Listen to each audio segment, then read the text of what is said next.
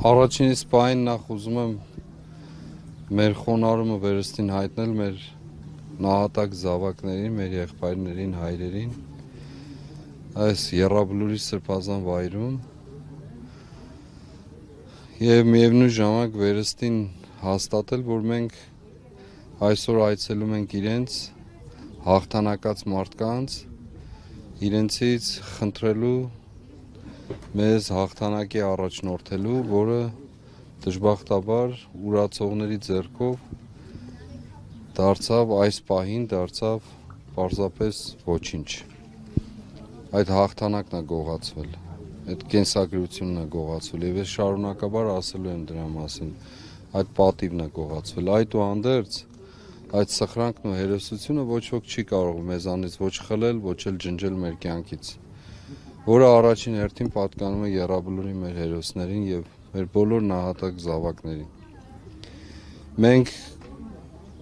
այսօր նշում ենք երկրորդ համաշխարհային պատերազմում տարած հաղթանակի օրը, ինչպես նաեւ եւ հատկապես շեշտում ու նշում ենք Շուշիի ազատագրության օրը եւ մեր պաշտպանության բանակի հիմնադրման օրը։ Դա անբեկանելի ճշմարտություն է, գոյություն ունի մեր կյանքում, մեր կենսագրության մասն է կազմում։ Եվ հետևաբար այն պիտի ոչ թե հուշ դառնա պարզապես մեզ համար, հեռու ինչ-որ մի բան, պատմության անիվներում գտնվող, այլ պետք է մեզ համար դառնա ուղղակիորեն վերակազմավորվելու, առաջ գնալու եւ մեր հաղթանակները վերստին ետ նվաճելու, որը մեզ է պատկանում եւ ոչ ուրիշին։ Եվ ինչպես շատ հաճախ եմ ասել եւ ինձ համար կյանքի համոզումը դա, մենք կոչում ունենք այսօր մեր տղաներին հաղթանակ, երազ եւ հայրենիք վերադարձնելու։ Սրբազան ամեն անգամ երբ որ ընդդիմությունը խոսում է տարածքների վերադարձի, հայրենիք վերադարձի մասին, իշխանությունը ասում է լավ, իրենք ինչ են ուզում, մենք գնում ենք խաղաղության, փորձում ենք բանակցությունների միջոցով հարց լուծել, իրենք ինչ են ուզում, պատերազմ են էլի ուզում։ Ուրեմն Արցախի կորուստը, մեր բոլոր տարածքների կորուստը, մեր բազմահազար զավակների նահատակությունը, վիրավորումը, անհայտության մեջ գտնվելու փաստը, ռազմագերիների առկայությունը Բաքվի բանտերում եւ մեր բոլոր դժբախտությունները ինչ որ կան այսօր, որի մեջ մենք ապրում ենք, այսօրվա իշխանության ճակատինը դաջված որպես խարան եւ դա մնալու է այդպիսին, անկախ նրանից, թե իրենք ինչ կխոսեն, ինչ կասեն, ինչ կբարբաջեն, ինչի մասին կգոռան, կկանչեն, կաղաղակեն, նշանակություն չունի եւ այսօրվա ապրողները եւ պատմությունը դա որպես խարան դաջել է արդեն իսկ իրենց ճակատին։ Այս ամբողջ դժբախտությունների պատճառը իրենք են, այս ողբերգության պատճառը իրենք են, որ մենք այսօր ամոթով ենք մուտք գործում եռաբլուր, մինչդեռ ժամանակին մեր գլուխները բարձր գալիս ենք ծունկ խոնարհելու մեր զավակների առջև։ Վերստին եմ կրկնում, ինչ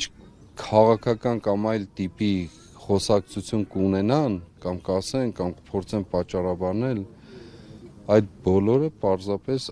աղբանոցի ենթակա են, որովհետև իրենք պատճառն են եւ դա դաջված է որպես աղվեսադրոշ մի առիթով եմ ասել իրենց ճակատին եւ դա պատասխանը պահանջում անընդհատ։ Երկրորդ, խաղաղության մասին երբ խոսում են, խաղաղությունը մուրացիկ խաղաղություն չի լինում, սպանող քայքայող խաղաղություն չի լինում, խաղաղությունը հաղթանակով է ձեռք բերվում, հաղթանակած ես կունենաս խաղաղություն, հաղթանակած չես ունենա խաղաղություն, ոչ տարածքներ հանձնելով եւ ոչ էլ այլ կերպով։ Սա ոչ մեկի հորենական տունը չի, որ ինչ որ մի բան հանձնեն եւ դրա դիմաց խաղաղություն ստանան։ Խաղաղություն չի կարող լինել երբեք, քանի չունես հաղթանակ։ Իսկ այդ հաղթանակին պետքա պատրաստվել։ Մեր թշնամիները տարիներով պատրաստվել են եւ ահավասիկ այսօրվա հենց ձեր նշած չարիքի իշխանության պատճառով եւ միջոցով նրանց ուրացման պատճառով մենք այսօր զրկվել ենք խաղաղությունից, թե ներքին անձնական խաղաղությունից, թե ընդհանրական խաղաղությունից։ Այդ թեզը չկա, գոյություն չունի։ Այո, մենք վերստին հաստատում ենք եւ սա ուզում եմ ուղիղ կերպով ասել, բոլոր քաղաքական գործիչ, հասարակական, փորձագետ, վերլուծաբան, ինչ ուզում եք ասեք, բոլորին եմ ասում։ Մենք պետք է մեր պատիվն ու տունը վերականգնենք, եւ դա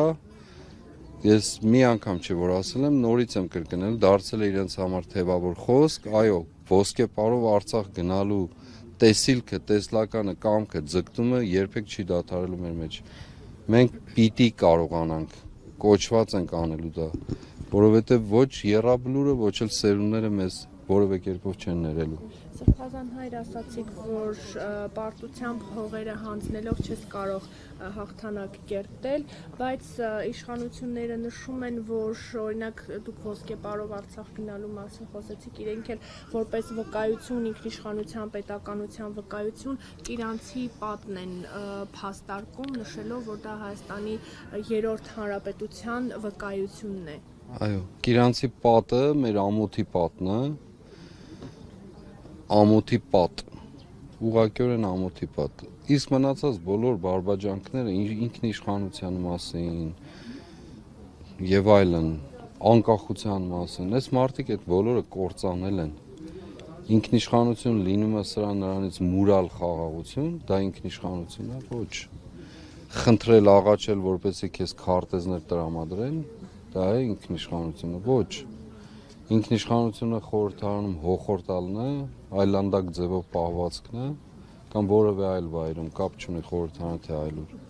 Կապ չունեն այս մարդիկ, ինքնիշխանություն կործանած մարդիկ հիմա փորձում են իրենց այսպես կոչված քարոզչական թեզերը տանել այդտեղ։ Ընդամենը մի քանի օր առաջ խոսում էին տարբեր պետությունների, հատկապես Ռուսաստանի Դաշնության մասին, նրա գործակալ եւ այլն իրեն մասին, այսօր վազելով գնացել են Ռուսաստան։ Սա է ինքնիշխանությունը։ Չկա ինքնիշխանություն, ինքնիշխանություն գոյություն չունի։ Այսօր մենք ոչ խաղացող ենք, ոչ դերակատար, ոչ էլ ասելիք ունեցող։ Շատ հաճախ ենք ասել, մենք սեղանի կողքը նստած չենք, այլ սեղանի վրա են դրել մեզ եւ սրանք էլ համաձայնվել են այդ սեղանի վրա գտնվել, այնքան որ կարողանան իրենց փողի եւ իշխանության հաճույքները վայելել, այսպես ասած, ինչ պետություն, ինչ պետականություն, ինչ նահատակություն, ինչ սրբազնություն, ինչ արժեքներ, ինչ գաղափար, ինչ հայրենիք, ոչ մի բան, ոչինչ։ Եվ հետեւաբար իրենք բառից բուն իմաստով իրավունք չունեն խոսելու ոչ ինքնիշխանության մասին, ոչ էլ այլ բարձր արժեքների մասին, որոնք իրենք համոզմունքով ուղղակիորեն չեն հավատում։ Եվ շատ հստակ է մեզ համար, ինքնիշխանություն կունենաս այն ժամանակ, երբ որ կթելադրես, երբ որ հաղթանակած կլինես, երբ որ աշխարհը քո չափով, քո բաժնով քեզ հետ խոսքի եւ հաշվի կնստի, եւ ոչ թե այսպես աչ ու ձախ զարնվելով գնդակի պես այս կողմ այն կողմ թափառելով, եւ այդ անպատվությունը, անարգանքը երանի միայն իրենց է լիներ, մեր ողջ ժողովրդինն է, մեր պետությանն է այդ անարգանքը։